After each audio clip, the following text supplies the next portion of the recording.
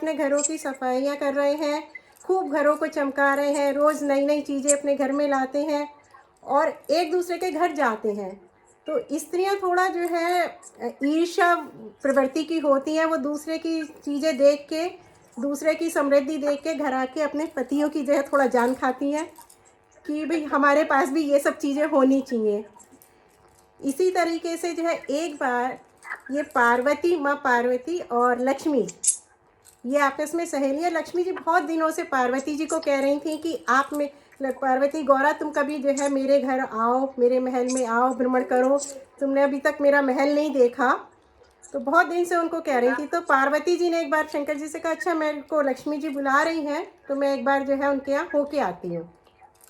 लक्ष्मी जी, पार्वती जी जो है जब लक्ष्मी जी के यहाँ गई तो वहां जाके देखा कि उनका इतना बड़ा वैभव। साधना जी सब कहती है म्यूट कर ले।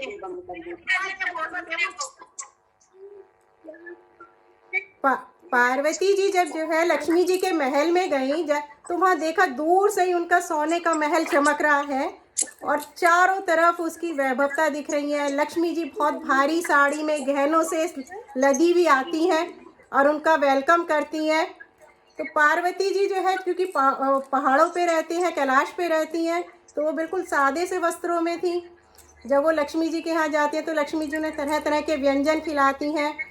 तो कहीं ना कहीं पार्वती जी को जो है दिल में ना कसक सी होती है कि मेरे पति तो तीनों लोक के स्वामी त्रिपुरारी है, तब भी हम ऐसे मृग छाल में और इन सब में रहते हैं, और देखो लक्ष्मी जी के क्या ठाट है। वो वहाँ से आ तो जाती है कैलाश पर्वत, लेकिन वो बहुत उदास रहती हैं। तो जब वो शंकर जी उनसे पूछते हैं, क्यों भी अपनी सहेली से मिलके तुम्हें खुशी नहीं हुई, तुम इतनी उदास क्यों हो, सहेली से मिलके आ रही हो तो तुम्हें तो बहुत खुश होना चाहिए। तो पार्वती जी रोने लगती हैं। शंकर जी पूछते हैं क्या हुआ, तो सारी बात पार्वती उन्हें बताती है कि देखो मेरी सहेली कितने ठाठ से रह रही है, ऐसे ऐसे जेवर पहने हुए हैं, मेरे पास तो कुछ भी नहीं है। तो शंकर जी कहते हैं भाई हमारे पास, हमारे उसमें जो है यही लिखा है, हमें ऐसे ही रहना है। लेकिन वो पार्वती जी अड़ जाती हैं और कहती हैं, एक महल ऐसा बनवा दो, अब पर्वत पे नहीं रहना। एक महल ऐसा बनवा दो, अब पर्वत पे नहीं रहना। जो भी देखे यही कहे, क्या कहना भाई क्या कहना। एक महल ऐसा बनवा दो, अब पर्वत पे नहीं रहना। जो भी देखे यही कहे, क्या कहना भाई क्या कहना। शिव जी उन्हें समझाने लगते हैं, कोठी बंगले महल दुम्हैले ये सब ठाट अमीरों के, ये सारे सुख के साधन आए न काम फकीरों के। कोठी बंगले महल दुम्हैले ये सब ठाट अमीरों के, ये सारे सुख के साधन आए न काम फकीरों के। तुम बोलो तो बनवा दूं तुमको सुंदर सा गहना, जो भी देखे यही कहे, क्या कहना भाई क्या कहना। शिव शंकर ने सोचा वो लक्ष्मी जी के गहने वगैरह देख के आई हैं, स्त्रियों को परम प्रिय गहने ही होते हैं, तो उन्होंने कहा भाई तुम्हारे को एक सुंदर सा गहना बनवा देता हूँ, क्या कोठी महल वगैरह की बात कर रही हो। पर पार्वती जी तब भी नहीं मानी। गौरा माँ की जिद के आगे भोले भी लाचार हुए, महल अनोखा बनवाने को शंकर जी तैयार हुए। मैं गौरा माँ की जिद के आगे भोले भी लाचार हुए, महल अनोखा बनवाने को शंकर जी तैयार हुए।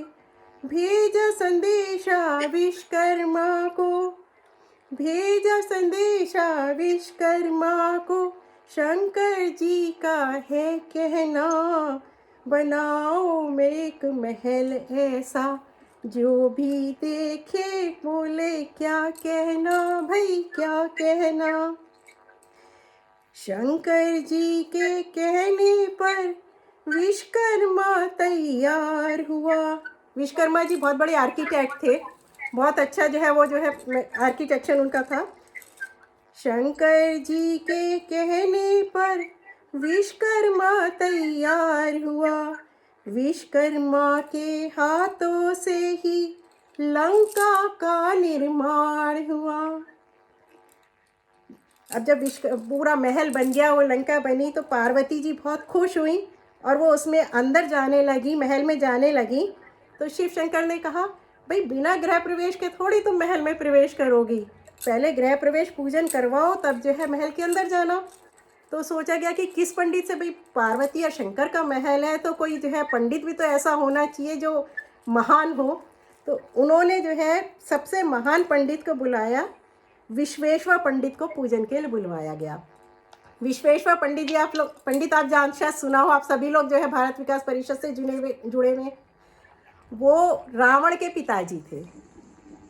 वो जब जो है आए और उन्होंने महल देखा तो उनकी आंखें फटी रह गई कि इतना सुंदर महल, ऐसा तो मैंने आज तक भी नहीं देखा।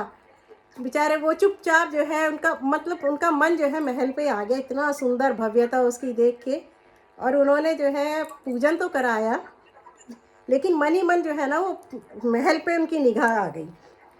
तो जब जो है गुरु दक्षिणा का, पंडित जी को दक्षिणा देने का वक्त आया, तो शिव शंकर ने कहा कि गौरा, अब तुमने पूजन करा लिया, इतना सुंदर महल में प्रवेश करने जा रही हो, पंडित को दक्षिणा तो दो।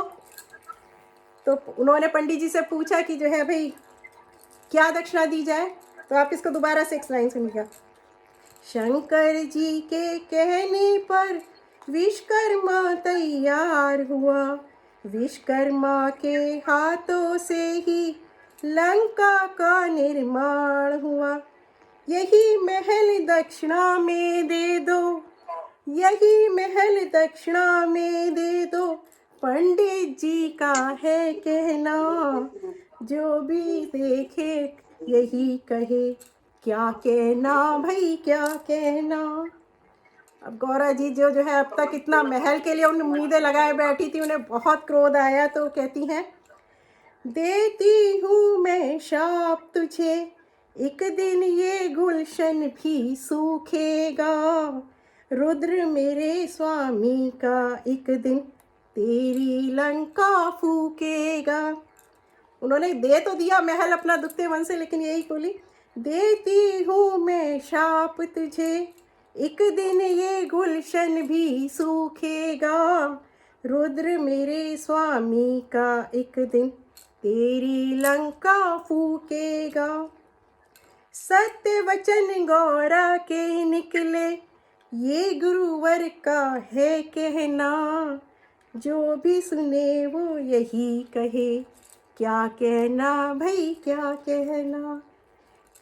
धन्यवाद। इसीलिए जो है लक्ष्मी के साथ साथ जो है सरस्वती को भी आना चाहिए। दिवाली पे हम जो है केवल गणेश लक्ष्मी की भी अर्चना नहीं करते, सरस्वती को भी मनाते हैं, क्योंकि सरस्वती जब सिर पे बैठती है तो वो बहुत कुछ बुद्धि हर के अनिष्ट कर जाती है।